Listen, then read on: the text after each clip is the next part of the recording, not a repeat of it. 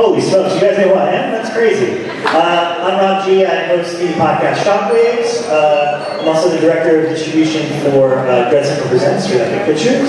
But more importantly, I've been coming here for the last 5 or so years, hosting and moderating panels because Texas Frightmare is probably one of the best conventions in the country. Yeah!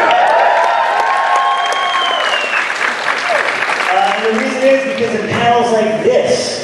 Up until 2 minutes ago, I had no idea he was showing up to this panel, but ready for treats. So let me welcome the co-writer and director of Saw 2, 3, and 4, Darren and Bousman.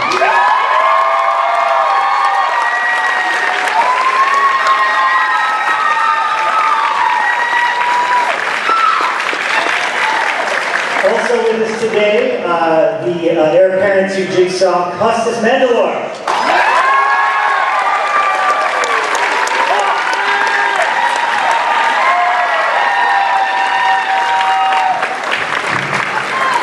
Jigsaw's other apprentice, Shawnee Smith.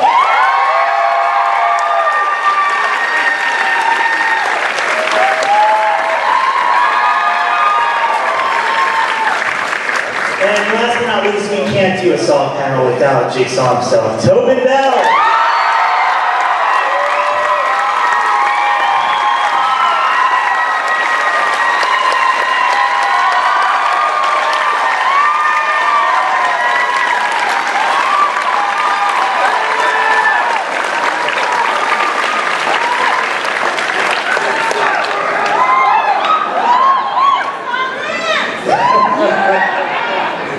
Oh, wow. Thank you all for joining me today. I really appreciate it. I'm sure everyone here does too. Spoilers, obviously, I guess. I assume you've all seen these movies at this point. I actually have not seen the last one, so sorry. So that'll be spoiled. But anyway, this thing has become one of the most iconic franchises of the last decade, which I think is pretty incredible, considering the humble beginnings of the first film that James Wan did. And so I guess we should just start at the beginning with each of your introductions into the franchise. And I'm just curious, for a lot of you, where you were in your career when Saw came into it. Because obviously you've all had rich careers in the film industry, except for Darren, who was just starting out. So where were you at when Saw 2 happened? I feel like my life has come full circle. I was broke, living on a couch, and almost penniless. And ironically, I'm back to broke. Oh, no, I'm joking. Which means you're about to make another great movie. No, it was, I was working as a PA. A lot of people have heard this story. I was working as a PA. I wrote a script called The Desperate. Saw had not come out yet, but there was buzz around about Sundance, and I get called in to meet with Mark Berg, who was one of the producers, and said, hey, we want to make a new franchise. We have this thing we just did called Saw. And then a few months later, Saw kept gaining steam. It wasn't out yet, but everyone was talking about it. And they quickly said, we have to make a Saw 2 right away. And they came to me about adapting The Desperate into Saw 2, which at the time I was like, F them, I'm an auteur, and this is my awesome movie. And it was the best decision I ever fucking made. I was like, but what's crazy, and this should be, I guess, aspiring to any wannabe filmmakers or artists out there. I literally went from not knowing where the next dollar was going to come from, being a PA, never directed a feature in my life, to being on a plane to Toronto to direct these people, all within 24 hours. So.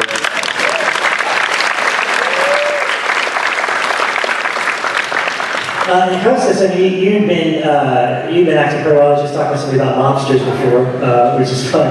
But you had come in for Saw 3, and you had a little bit part in that movie that blossomed into this great role. So when you got into the Saw franchise, where were you in your career, and did you have any idea that that little part would turn into what it turned into? I was sleeping behind Darren's couch. I was invited, I was doing okay, but I was invited into this world to meet a guy called Darren Bousman, by Mark Berg, who produced it and managed it myself at the time. And I'm like, sure, I'll come, but I hadn't seen the movies, and I knew they'd become something. I think it was around about two talking about. And I go to a room, and I'm talking to Darren, who's looking at me and being kind of serious. which he can be. And at some point I was asked if I had seen the movies, and I'm like, no. And when Darren left, Martin goes, "What'd you say that for?" I'm like, "Because I haven't seen it." But like, "Yeah, you're in Hollywood, lie a little."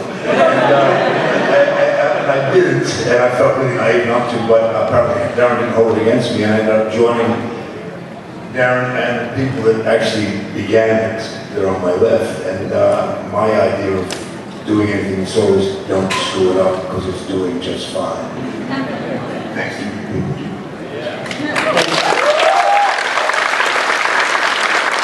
And then when you cast that role for Saw 3, was there any, how much did you know going forward that he would be such a pivotal part of the franchise? We had an idea. We knew the character would continue on, but we didn't know to the extent. Like I think when we were doing when we did Saw 3, I don't think we knew that he was going to take over for a while, but we knew he was going to be a bigger character. So we, sorry, So inappropriate. Very inappropriate. So Darren. But yeah, I mean, the thing which is cool about the Saw franchise, you have to think 2 steps ahead. You can't just think that one. You got to think what's 2 steps after that one. Right. And for Shawnee, I know that I've spoken to James Wan, who did the first film, obviously, and he was a big fan of The Blob, the 80s version, which probably my top 5 minutes, for sure. And so, what about you when you did the first Saw? Because obviously you had no inkling that it was going to go on to be what it was. I was sleeping on Tobin's couch. A lot of couch sleeping. But yeah, what was it about James that convinced you to do that film? Because again, he was, and this is going to be the same for Tobin, James was not James yet. Yeah, but you could see James in the short film that they made, that got this movie made. Yeah. Oh yeah. I played Linda on Becker for 5 years, and that's all really people saw, you know, got used to seeing me as that part, which was an epic part. But so this see what I played Amanda was so different. I said, that's kind of cool. But they showed me that short film, and it was awesome. And it was awesome that day. I worked 1 day on Saw. The whole thing was filmed in 18 days, right? Yeah, 18. And it was awesome to watch him run around like a mad genius director in the confines of, like, you could see all the shots he had in his mind, and like the 2 out of the 20, right, that he was probably able to do that day, you know? And it was awesome. But speaking of awesome, I just rewatched the first 3, and how about like every move that this guy makes? Like,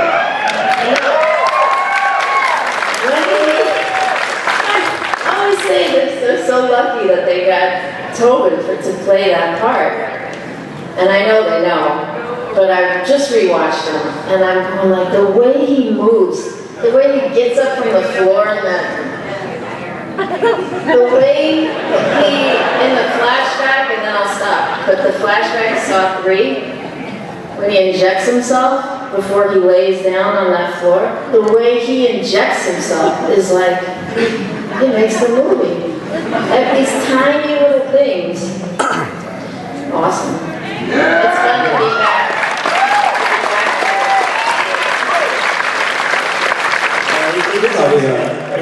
I love that scene. The scene that she's talking about. I don't know if you remember what scene that is.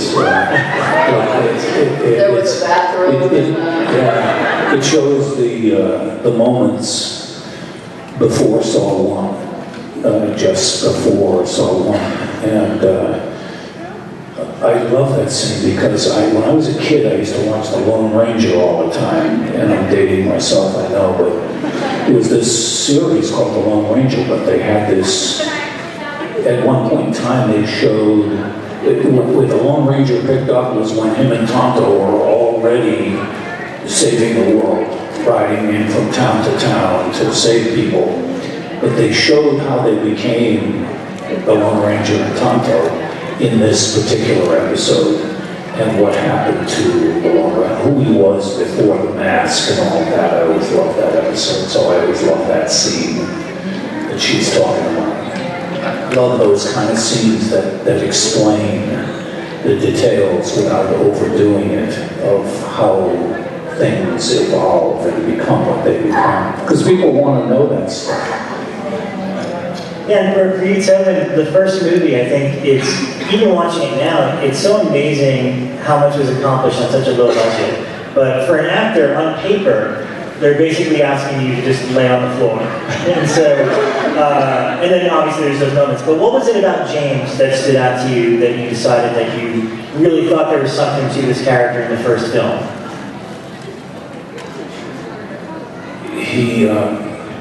I sat on a couch. He woke me up. I was sleeping. He woke me up first, and so we sat on a couch and we talked for a while. We got to the end, and I said to him, James, if people are going to sit for an hour and a half and watch this film, the guy has to say more when he gets up off the floor. You have to understand why he's doing what he's doing, and what, you know. And he said, like what? What did he say? And I said, like this. And I gave him a piece of paper. He read the piece of paper and he said, could I take this? And he said, this is okay, we'll put it in the next draft of the script. I said, sure. So he took it. I think he had me do the voice. And then he took it, we shot the film. I said what they had put in the script, and when it came to do post-production on the film, he said, you ready? I said, yeah. I said, for what? He said, for the moments after you get up off the floor, what you say? And I said, yeah, I'm ready. I was all excited to hear this stuff that I had written. He shows me the scene, and it's gone. It's not there. I said, it's not there. He said, yeah, it didn't work. And I said, okay, it's your film. And, you know, you win some, you lose some, you know. And he might have been right for all I know. And I'm still trying to say it. You know, I've been trying to say it ever since. I still have the first letter that he wrote. This is how Tobin works. In Saw 3, and I read this letter. My daughter is now, as of this morning, she's the only other person who's read this letter. And it's in 2 different inks, you know, so he wrote part of it at one time, and then came back to it with another pen another time, and finished it. And that's the kind of actor he is. I mean, it's like scientific, you know, just every detail is filled out. And I just remembered with Darren, remember that scene, Crazy Directors? He was out of time, and he wanted to get this shot, and we locked ourselves. Oh, no one believes this story, but it's an absolutely true story. It's my favorite. So in Saw 2, there's a moment where the bat is ripped off the back of the head of the character. I just saw that again. It's gross. And this is my first movie. As I mentioned, I had no idea what I was doing, and I think everyone was kind of worried, am I going to fuck it up? And it was like, you only go 12 hours a day on a movie set, and I think it was already like 13 and a half, and they were like, this is it, this is your last shot, you're doing no more shots. And we didn't get the shot where the bat got ripped out of the back of the head. And I looked at the DP, and I'm like, what am I going to do? I can't get it without this. And I looked at Shawnee, and I was like, what am I going to do? And so we said, let's lock all the producers out. So we quickly pushed the walls together and screwdrived them in. And you hear the producer go, okay, that's a wrap. And I was like, go, action. And then you hear the producer, the soundstage going, fucking Bousman! And we're shooting it, he's banging on all sides of the set trying to get in, and we finally got the shot, and then we like pulled the screws out, and you just saw him just standing there, like there was no smiling, there was nothing.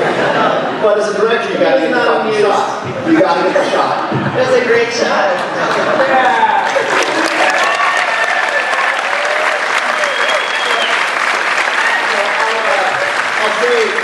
Talking about the writing process, one of the things from going to Saw 2 and 3, which was my favorite part of it, was Tobin is an intense guy. And I'll tell you, like, I remember the first time I sat with him. So there's some scenes that on a script are like 1/8 of a page. And so when you do that, like I have an idea, okay, I'm going to do a quick like one-er shot. but Tobin might have a 10-page explanation for what that means to him and his character. And so I'm like, all right, Tobin, let's do this. One shot, quick, quick, quick. He's like, no, sit down. I remember there was a scene, and this is so bad. I forget which one it was now, but there was a scene where you're running through the festival, when the firecrackers are going off, and it was supposed to be like a one-shot thing, but Tobin literally had like a 5-page journal entry that I had to sit and read with him. And what's awesome is he takes my kind of terrible ideas and makes them better, and I take credit for them, which is how I've been able to continue to work, because I just take everyone's ideas, and I'm like, yeah, that was me. But what was awesome during Saw 3, which I think is my favorite collaborative process ever in filmmaking, was when the three of us all sat down and got together, and you have an idea on the page. You're like, this sounds good to us on the page, but then when you see it, there's a million other ideas that you're not thinking about. And we sat down and literally, for hours, just reworked the script and reworked it to make it make sense for what it felt like on set. And to me, that was still the best experience. And I don't think if we would have done that, we wouldn't have had the same movie that we had. And to me, of the ones that I did, Saw 3 still holds out to be the one that I just fucking love because of the relationships and the emotion between these two guys, which I love. I remember the moment we went, everybody dies! Maybe Shakespearean ending, oh, it's brilliant! And we were like, yeah, and ever since then I've been like, no! Well, Shawnee, can you tell me a little bit about how, by the second one, kind of how you worked with Tobin? Because I've heard a lot that Tobin has a lot worked out for the backstory of the character, and now they're weaving you into the mythology by the second film, which only kept evolving. It was really fantastic the way your character's rapport. So, what kind of conversations did you guys have about who Amanda and Jigsaw were? Well, Saw 2, I didn't get to work with Tobin, really. And so Saw 3, we were in Toronto about to film the movie, and so let's rehearse. Okay. Our rehearsal, and we both had the same idea that you had to approach it in a real way. In hindsight, could have been fun for Amanda to just be a total badass superhero. She shouldn't have died. Really good. No. But I couldn't work in any other way. Like I couldn't, you've seen me, I'm like, there's so many politically incorrect words I can't use to describe my stature. It's like short and small and not that intimidating. So we said, how do we prepare for this? Well, we spend time together like John and Amanda would have spent time together. So I'm telling you, there has to be rivets in the sidewalks of Toronto where we walk, and I still have the picture strip of a photo booth. I just pulled this stuff out this morning before I came up here and took pictures of it. I'm too afraid to travel with it because I have the letter and box he gave me of wine. It was like a wine opening kit, says Toronto 2006, and that little strip we took in the photo booth, you remember? Yeah. And we'd walk and talk and walk and talk. And it was so important, when I give them the water, what were the daily routines? What was the reality of, because we figured the movie really hinged on buying the reality of their relationship. And I say Saw 3 is a love story. Not in a creepy way, in a creepy movie, but, and I just rewatched them, and you see that you can feel some of the hardest battles were not the ones that I thought they were going to be in the Saw universe. I think Saw 3 was the hardest battle, and the hardest scene to get in Saw 3 were the character beats, the cutting where Amanda cut herself. Remember, that was a huge thing that no one wanted to put in there because they said, why do you need that? What does that do to the story? And I said, absolutely nothing, and that's why you need it, is it shows character. And there was a bunch of those flashbacks between Amanda and John Kramer that they were just like, this is drama. Why are we, and I was like, that's exactly why it's important. Yeah, thanks for fighting for that, to get that in there, because that says, it tells you a lot about Amanda. My daughter's about to turn 19, and I just let her watch some parts of the first 3 with me over the last week. And I showed her the book, this book of Bright Red Scream, when I found Amanda and all my notes in it and stuff, and the letter. She's the only one who read the letter. She's like, Amanda's so tragic. You know, like she just wants to pull her around, and she's like, oh, they love each other, and it's so beautiful. And Costas, shut up. Okay, so listen. and then he came along, shoved me out of the. One story about your daughter, if it's okay. I told this story on the commentary, but it's still great. So I grew up like having a huge crush on Shawnee from things going back to summer school and things like that. So I'm working with her, and I'm nervous, and I'm like, she has her daughter. And how old was she when we get saw to? She was 5 or 6. So she's 5 or 6, and we're doing the needle pit scene. And I'm so scared. Number 1, making an asshole of myself. Number 2, screwing up the movie. And so Shawnee's daughter's kind of running around, and we're about to do the needle pit scene, and Shawnee's already a little nervous. And we're about to do it, just throw her in the needle pit, and she comes over to me, and she goes like this. And she goes, there's a baby in my mommy's belly this big. And she had told anyone she was pregnant. So now she's surrounded in needles, getting pushed in, and I'm like, oh my God. And it was just this crazy, surreal, weird moment. I couldn't tell anyone I was pregnant. You'd have no Amanda.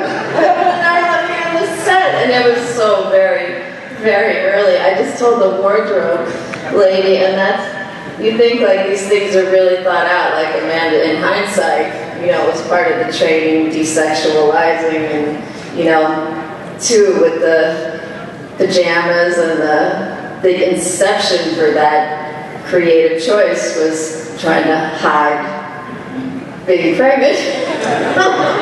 It was very early on, but that was bad timing. I'm sorry for that timing. But yeah, let's talk about Saw 4, bringing Costas into the picture in a big way. But you had done 3 of these pretty close together and consecutively, one year after another, and I know that you were very reluctant to do Saw 4. So what was it that sold you that you wanted to do one more of these? And I think you told me once it was Costas showed up to my door with a baseball bat. I was like, I'm terrified of sorry for my French, fucking it up. And I'd done 2 movies that were successful and that I loved. And I felt like I was in a casino just doubling down again. And I was terrified I was going to fuck it up. And I was just like, you know, I've done 2. I can walk away doing something great, or I can fuck it up. That's number 1. There's no cursing in this panel. I don't know. The other thing, and this is a testament to the Saw, the people in Toronto that were making them, it's such a machine. They are the same cameramen, the same props people, the same makeup and hair. They know what they're doing. And the movies are so well oiled by that point. I felt like if I would have been drunk on set, they would have just taken over and they could have made it as good as me. Because they're so talented. You're only as good as the people you surround yourself with. And I think that they, in the Saw universe, surround themselves with the very best. And so at that point, you're right, I'd done the movies back to back. I wanted to do something, number 1, that I wouldn't screw up or destroy. And number 2, I felt that I wanted a challenge. I wanted something completely different. And I was like, what can I do that's completely different? And I said a rock opera. So then that's what but you know what was funny about Saw 4 was it ended up being the most fun of all the films. So I said Saw 3 to me has that emotional thing, but in large part due to Costas Mandylor, who's a maniac. It was just Costas' energy on set. I don't even know how to describe it outside of, he's a maniac. Well, Costas, let's talk about your character a little bit, because of a lot of the characters in the franchise, I think Hoffman has an incredible arc, an incredible fun arc to play. And I mean this in the best way. By part 6, you are fucking psycho in the best possible way. And I think what's interesting is Jigsaw has created this philosophy, this morality, and Amanda took to it one way, and Hoffman just fucking went for it in terms of what he thought Jigsaw's philosophy was. So, I mean, how did not only approach it, but I know obviously Marcus Dunstan and Patrick Melton had written 4, 5, and 6. So how much did you talk to them and know that that's where you were going to end up? You know, first of all, I got the guide from Tobin before I got the tone of it. And I was visiting this place where I just didn't want to make any, any mistakes. But at some point, you got to take responsibility as you go along. And when I knew I was going to be around, I wanted to take some chances. Obviously, you don't want to copy the master because it's impossible. Shawnee was very different and loved by the fans. And you got to make up your own kind of path. And every now and then I knew that I had to get a little crazier and undisciplined, because if you remember the scene with myself and Tobin, what he was trying to teach me was discipline in the craft. Do you remember that scene when we did it together? Anyway, I started to stray from that as I knew I was going to get chances to become a little bit kookier. And Darren was a lot of fun on the set too. And funny enough, Mr. Serious on the left, he was hysterical, but not many people knew it. We had some great laughs too. I have some pictures that would get all of us in trouble from Saw 4 that I kind of wanted to put out there just because I think it would destroy everyone's career. So I might still do that. If I'm going when the lady leaves the set. And Darren, I don't know if this is a sore spot for you, but why did you choose not to do Saw 5 and continue, considering you had all these great people? Stupidity. Did you just feel it was time to try something else? Yeah, again, because I think going back to that kind of thing, the crew was so good that I felt that my role in it got smaller and smaller because I knew what they were doing so much. And when you make a film again and again and again, you have to adhere to those rules. You have to adhere to that logic. I can't all of a sudden have John Kramer decide, you know what, today he's going to be disco. And you're going to put him in disco things, and you have to adhere to what you set up. And at that point, we had years and years and years of mythology. And also the fandom, because the fans were so, you guys were so in love, and there used to be a website called House of Jigsaw. And I was obsessed going on there, and they would pick apart the smallest things, and I'm like, fuck, you're right, I fucked that up, I shouldn't have done that. And then it became scary for me, because I was like, if I do this, is that right? And I'd literally go to House of Jigsaw and search it, and I'm like, oh, that's wrong, I can't do that, I gotta do this. And the pressure was so intense at that point. I felt that I didn't feel any pressure really making Saw 2, because at that point, no one really knew what it was. They didn't know the franchise of it, so it was really fun and liberating. Saw 3, I think they knew it was a franchise, and they knew that this could be a very lucrative thing, and so I felt more pressure as a director on Saw 3. By Saw 4, I was nervous all the time. I did not in my stomach. Now, that said, looking back, yeah, I was stupid, because it continued this very successful trajectory, and I love all the people in the Saw universe who have been great to do it, but I needed for my own career to step outside and make some other stuff. Before I You guys scared him, that's basically what it comes down to. Yeah, it was also, the last part of that answer is, I didn't realize what Saw was until years after. Because when we were making them back to back to back to back, we were living in Toronto, and there was, the turnarounds were so rapid. It was, you shoot, you go right into post, your next pre-production on the next one. I didn't realize what Saw was. Maybe until 4 or 5 years later when I was away from it, that I realized, I mean, even today, looking at the people dressed up like Billy, looking at the people with the Saw tattoos and everything, you realize, holy shit, we were a part of something, and some still are a part of something that is shaping the horror community, and it's hard. It was awe-inspiring hard, and I think I just got scared. Okay. That said, I still want to do Jigsaw in space. I've been pitching that for fucking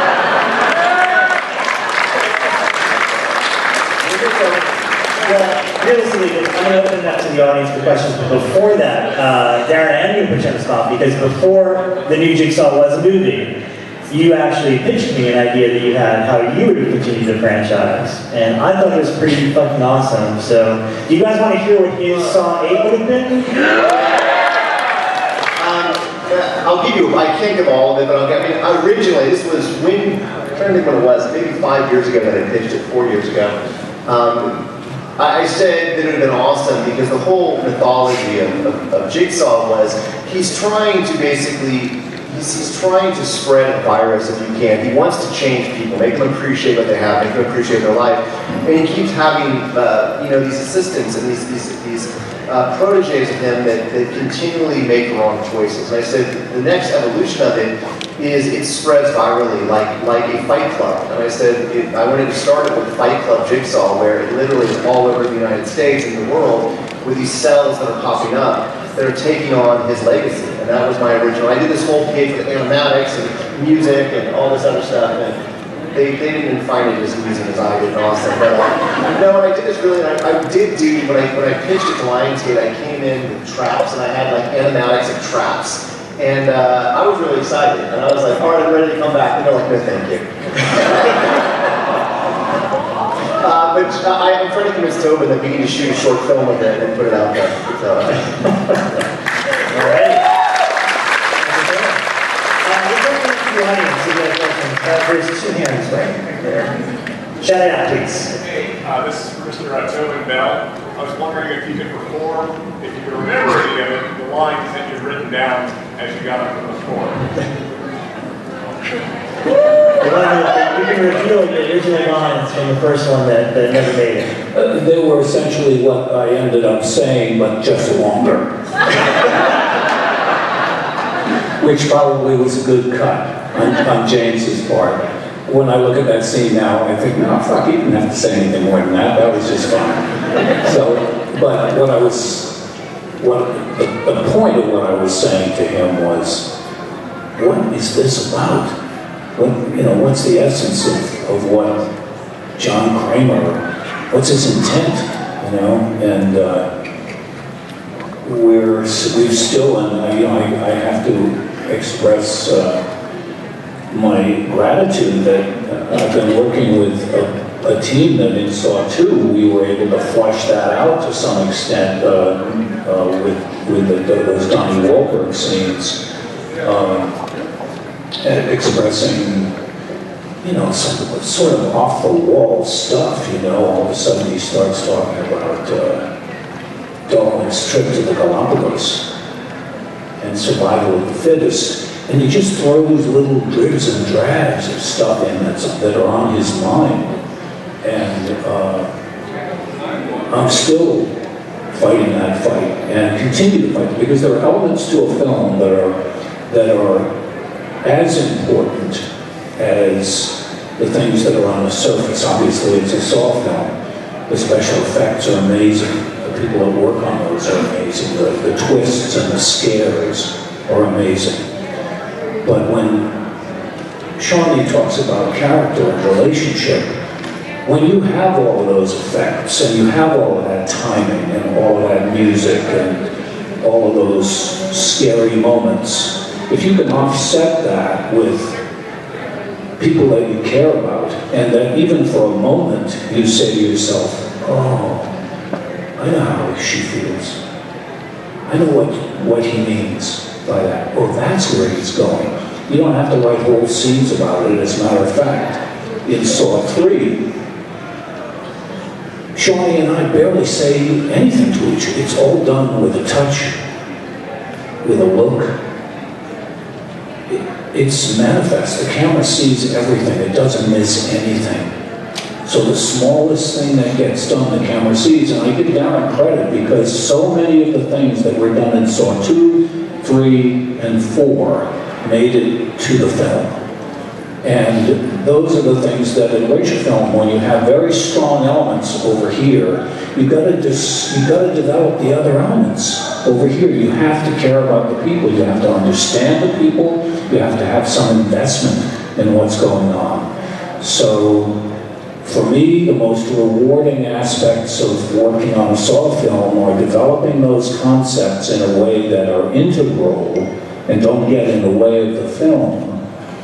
And then the actors and actresses that I'm able to connect with. There are some actors that you work with and they're so busy acting that you can't find them, or at least I can't find them, But in the case of Shawnee, she's very simple, and the camera picked it up. It picked up what was going on between us, even though it was never written on the page. was never described to us. Nobody ever said, well, this is what they do every night.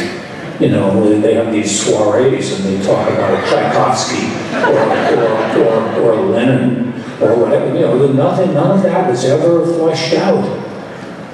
It was all done in that little restaurant that we used to sit in and eat salads and wear our polo coats because it was fucking Toronto and it was so damn cold. But I got to know her, you know, and she got to know me, so we weren't afraid to connect. And you see that in the finished film. In little moments, just like little teeny moments like that, which are enough. That's all you need. There was one scene, he said, it was the last scene we shot. He says, I can't find you. He answered me on an aside, I can't find you. Because he could always find me, you know. It was because I was trying to do a whoopee cushion joke. So, Tobin, I'm sorry, this still makes me happy today, and I know you don't find it as humorous as I do, but goddamn it, I'm going to tell it. I try to keep the sets lighthearted and fun, and I'm a huge fan of toilet humor. And there was a scene where I want to say it was right before his throat got slit. That I had a fart machine. Now, Shawnee's screwing with whoopee cushions. I had an electronic fart machine. I should have used that in hindsight. So Tobin is such a professional actor, and he's so in the moment that I had a fart machine under the gurney, and the producer goes, "Don't do it, Darren. That's going to piss him off." And I was like, "Well, I'm going to do it." And he's giving his final speech, and I go, it's this huge fart comes out, and he doesn't miss a beat, he just keeps going. I was like, maybe he didn't hear it, I should do it again. I push him on, and it just goes for like 20 seconds, and he keeps going. And so it ends, and the scene ends, and I'm like, I'm waiting for him to say something, and he won't even acknowledge it. Everyone's laughing, and Tobin's like, shall we go again? And it's cool because you want him to laugh, but he doesn't. He just kept going with it, so it like really made me sad inside. Speaking of practical jokes, the egg joke to me is still probably the worst, which is you hiding eggs in my saddlebag. I have a phobia of deviled eggs. I can't handle it. Shawnee thought it would be hilarious he was a director's chair, he got like a little pouch on the side. And I literally would get disgusted if I saw him on set. So Shawnee got like 6 deviled eggs and stuck them in the saddlebag. I'm like, who rules deviled eggs, boiled eggs off a set, you know? Who does he think he is? So I stuck a couple in his side. A couple, you stick half a dozen. And days passed. And then finally the smell hit me. Instinctively, I just reach in. And as I reach in, it took me a moment as I'm looking at what's in my hand. And I was like, oh! It was just, yeah, good times on the salt set.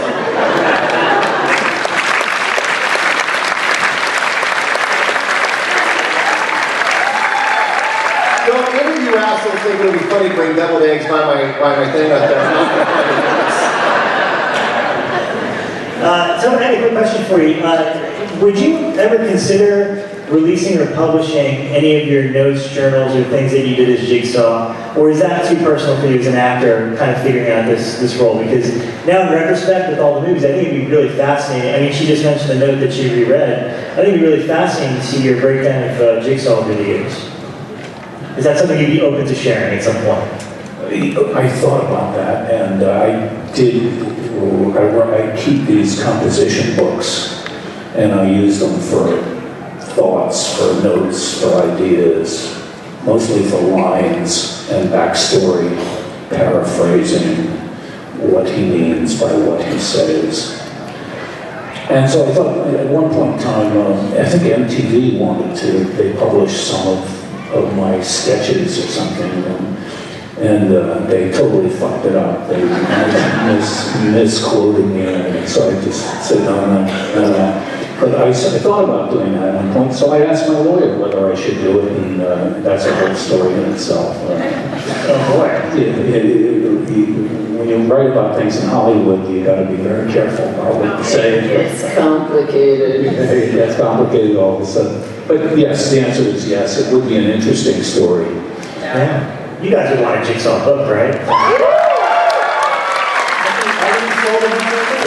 I'll tell you one quick story from that journal. We're doing Saw 1. We're on the set down in whatever the hell that little studio was in East LA.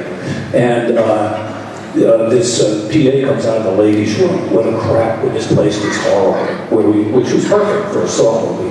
And his PA comes out of the ladies' room and just, oh my God, it's so horrible in there. It's so filthy. I can't even use it. Danny Glover gets up from his chair and he walks into the ladies' room and he looks at the ladies' room and he walks out and he walks over to the producers where I was sitting next to him. He says, when you get that ladies' room cleaned up, I'll be back on set. Meanwhile, I'll be in my dressing room.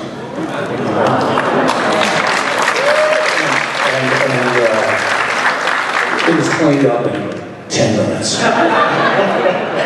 So that's a little story. I thought Danny was amazing. Yeah, that's great. Yeah. Questions? Yep. Yes, this is for Shawnee Smith. It's not Saw related, but what was it like working on the blog?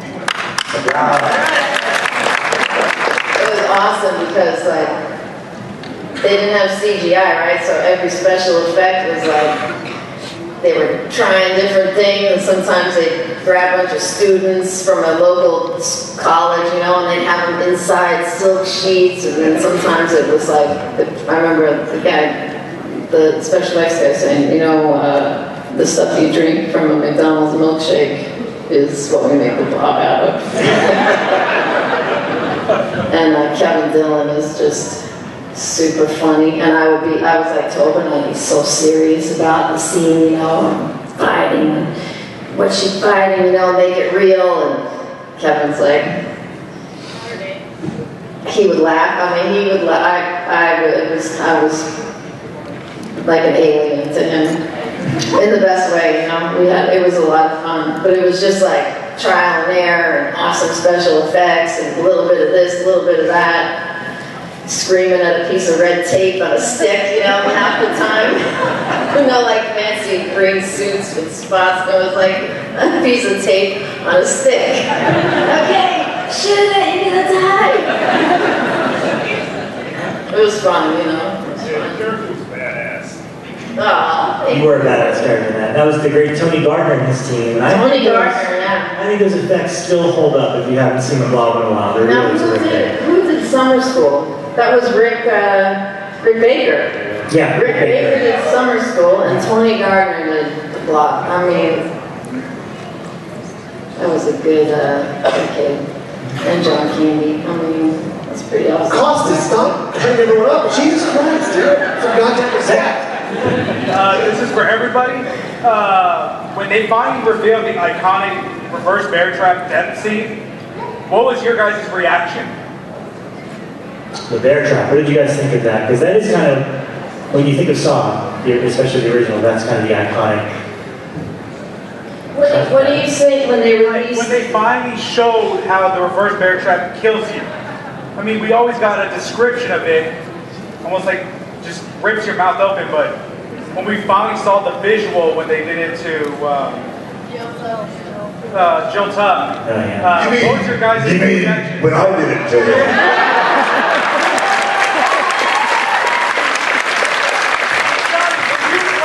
Anyway, that's what we're saying.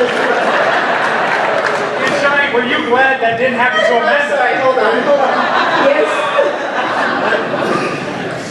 What was that? She's sure she's... Oh, I said, and were you glad that didn't happen to Amanda? Yeah. It wasn't pretty. Well, do you guys remember when the first song came out? Me and Darren were talking about this last night. There were these little internet teasers, I think they were on like AOL, that showed that bear trap, and it kept saying, "How fucked up is that?" And I was like, I want to see that movie. There is a question right here. Yeah. This is for Costas. I don't even know if you can confirm this or not. Finally, a question. Right? I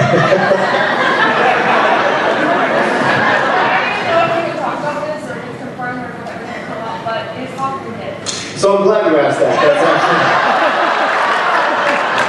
Yeah, I have some things I want to say about that.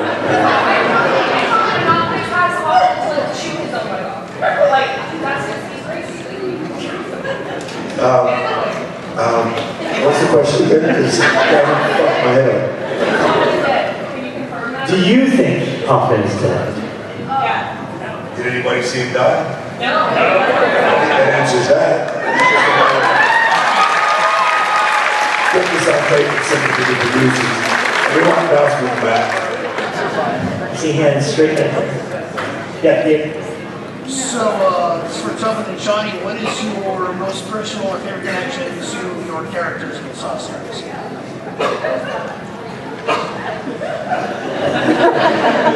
Well, that's really personal.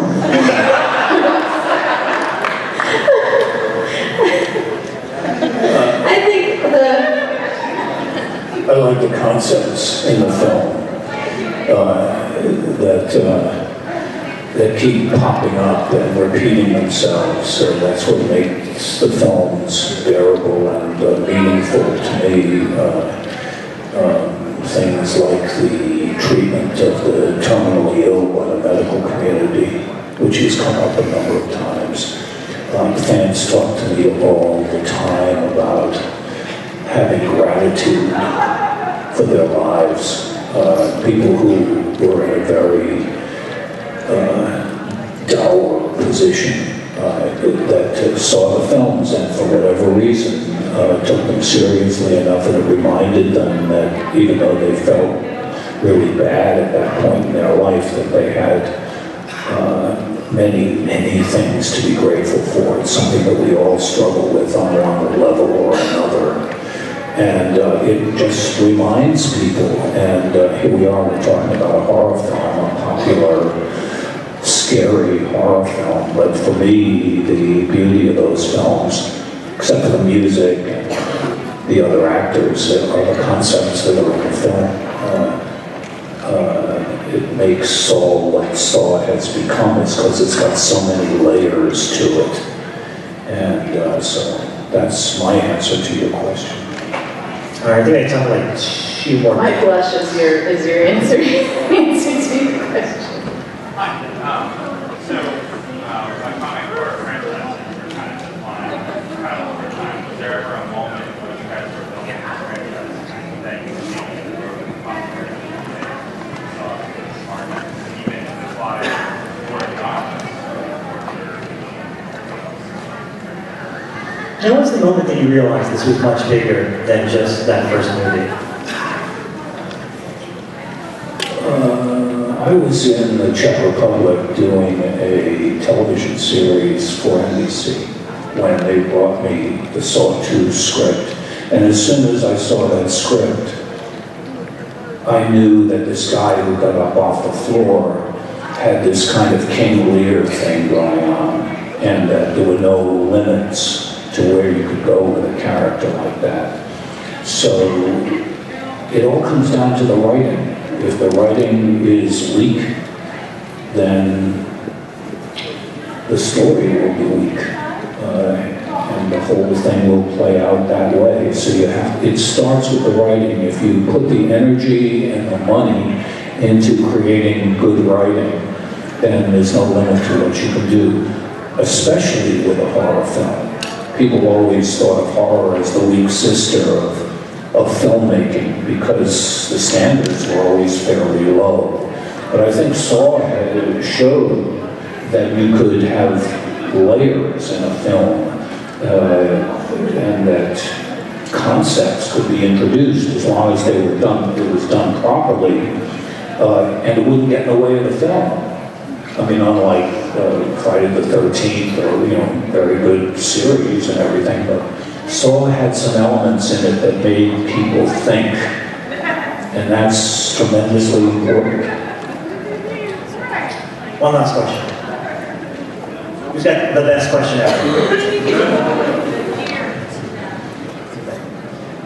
That's somebody pointing with like every hand and foot that he has. The guy, who's the guy who was pointing back there? See? No, he's put his hand down. Yes, you, that was pointing, yes. Princess?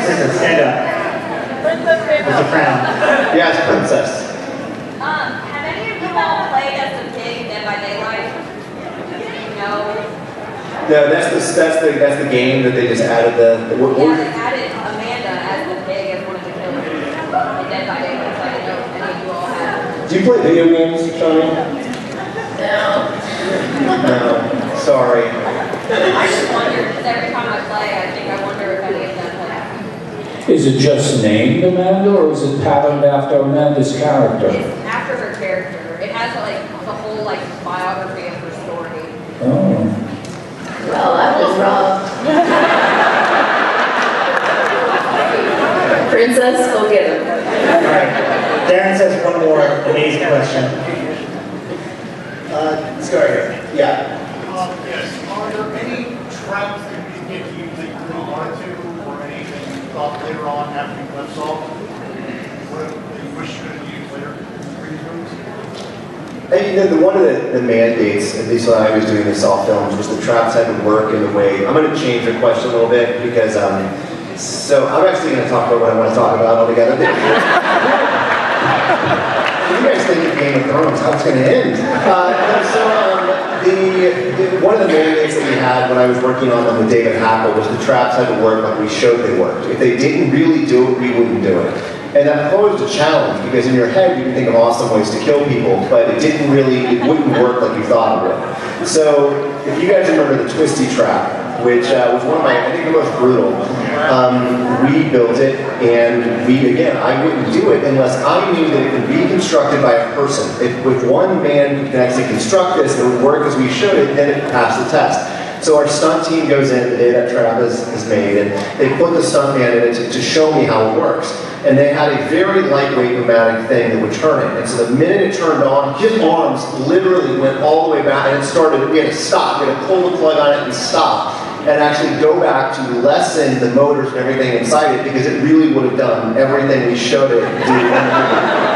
So there was a ton of ideas that we had that are ludicrous, but I'm saving for Jigsaw in Space, which if you laugh now, it absolutely will happen.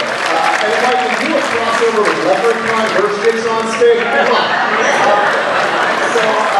But I cared most about doing things that really would work the way that we said they did. Such as like the hair trap, the one that pulled the girl's scalp back, which, again, that was a very simple trap that just yanked the hair. So we had a ton of awesome ideas. If you want a book ever published, David Hackle, which was one of the original production designers that ended up directing the Saw film, we have hundreds of failed ideas that looked awesome, but they didn't really operate the way that we would have shown them. So for me, the Twisty Trap, because it really did almost fuck somebody up. All right, and thank you everybody for coming. This whole game has been...